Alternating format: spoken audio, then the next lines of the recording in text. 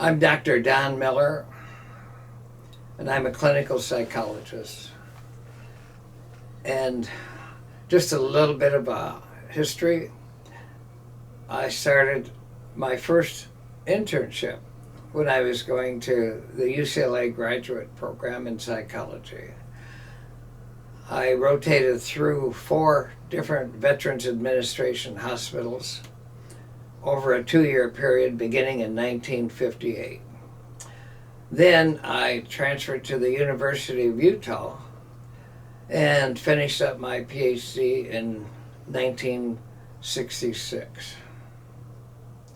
And so what I'm talking about right now is a book that I've written, and the title is The Last Self-Help Book That You Will Ever Need to Be Happy.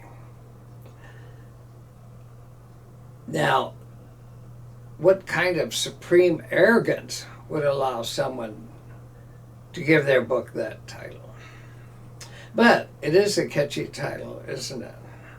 Maybe it will grab people's attention. And what if it just happened to be true? Or at least if some part of it turned out to be true. The whole book, in one way or another, is working on the same premise.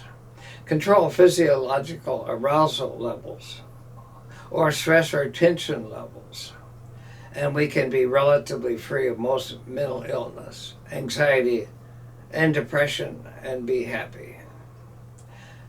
My experience and multiple studies quoted in the book find that depression is almost always preceded by periods of high tension and anxiety. Chapter 1 defines stress and provides multiple ways to reduce tension and stress levels and be happy. There's a chapter on parenting that repeatedly shows how anger and harshness critically compromises the potential for success in children, and how to be nice to your kids and still get them to do whatever you want. You want to solve America's drug problem? See the chapter called Teen Rescue. The anger management chapter tells you step by step how to turn yourself and other people in your world into nice guys and girls or ladies. There are 2 chapters on how to use fantasy in therapy, harking back to millennia-old storytelling techniques. There are videos on several topics, including pain, where it turns out tension reduction will reduce pain levels. Sleep, the many dangers of not getting it are discussed, along with ways of adding to restful snooze times. Then there is the formula for stopping procrastination.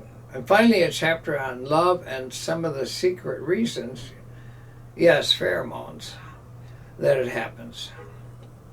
I want to apologize in advance for the repetitions. You may read different variations of what the devices and lie detectors do and what we can learn from the measure of tension. Please look at these repetitions here in our book as to review some of the important lessons of tension control. It will often be the same advice in different words. Hopefully, repetition will help some concepts stick in your brains better. You may get tired of the apologize recommendations for so many different situations. But this is a very powerful diffusing technique and allows you to spend 0 time with obnoxious people. Following the education in a self-help book can often result in better mental health and even happiness, just as a medical book on healthy habits can improve physical health. But in no way can a self-help book or YouTube videos be considered a substitute for a treatment with a therapist.